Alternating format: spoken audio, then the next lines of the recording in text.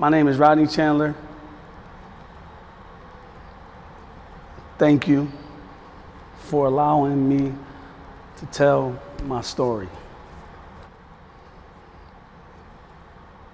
Well, in my life, I grew up in Rochester, New York, real rough neighborhood, and I just made a lot of bad decisions.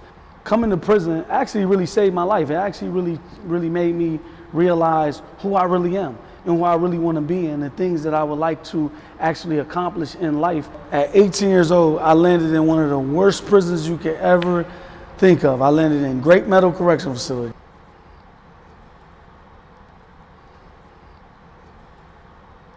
And then that's when I started getting acquainted to prison. That's when I realized that I really messed up my life. You know what I mean? I really messed up my life because here it is, at 17 I'm arrested, 18 I'm in a grown man's prison. None of this situation was Mr. Anthony Thomas's fault. It was all my fault. If I could just relive that moment one more time, I would start at the dice game. I would start there. Once he punched my co-defendant, once he assaulted my co-defendant, we would have just left it at that and let some grown adults just go talk to the man or call the police.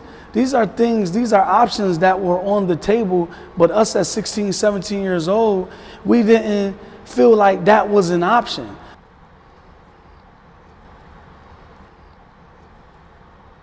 With the encouragement of my wife and officers and different things like that, it actually made me want to actually do more. It gave me a sense of pride. It gave me a sense of value. It gave me a sense of value in life, and it actually made me realize that, like I said, taking the life of Mr. Anthony Thomas was irreparable. But at the same time, I can, to a certain extent, live my life through doing some type of service to actually, to a certain extent, make amends for the wrong that I've done in my life. When you're working with someone with a terminal illness, you have to place those things out of your mind when you go into these rooms because you have to help this man no matter what. Actually, hospice actually made me not just appreciate my life and value my life, but at the same time, it allowed me to appreciate and value the lives of others. Mobility aid is for guys who can't see, guys who just need help walking around, guys who are basically almost crippled.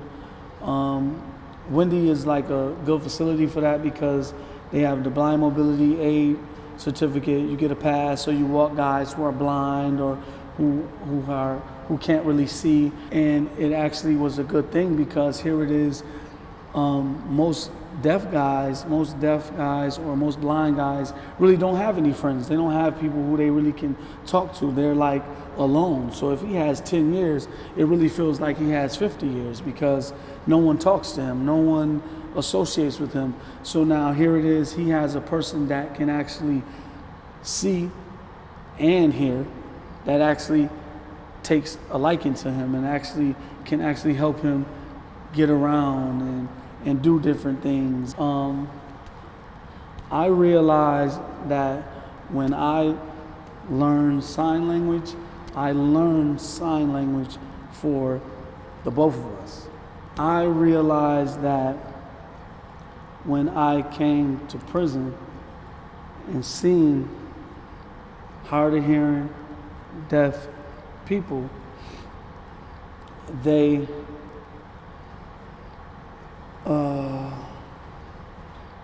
never have friends.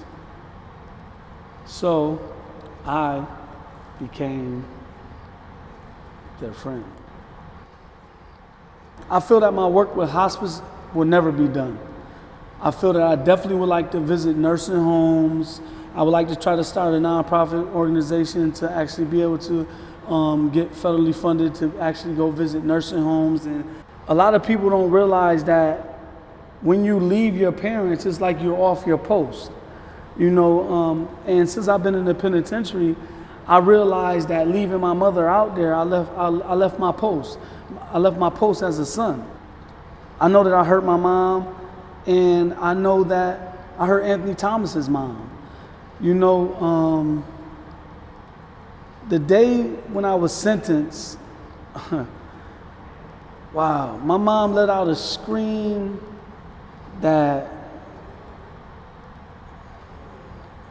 it replays in my mind over and over and over and over again. She let out a scream. She let out a scream.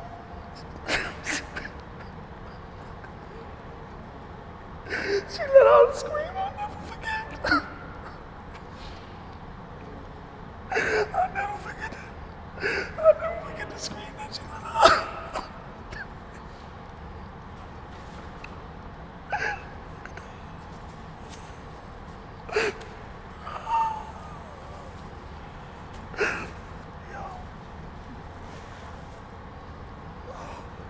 She let out a scream. Oh my gosh, she let out a scream, man, that I can't even explain it. But I realized that her scream was for me. But Anthony Thomas' mom let out a scream that I would never forget too. My mom let out a scream because her baby was being taken away, being locked up. But Anthony Thomas' mom let out a scream because she would never see her baby again. You know, wow.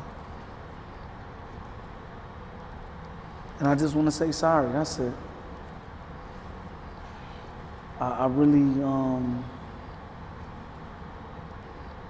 I never meant to hurt neither mother.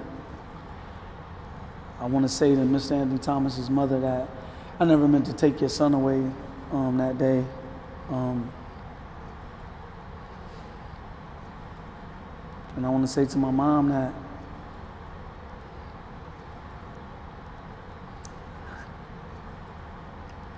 you did nothing wrong. You did everything right. But I just chose the wrong path. That's it. Governor.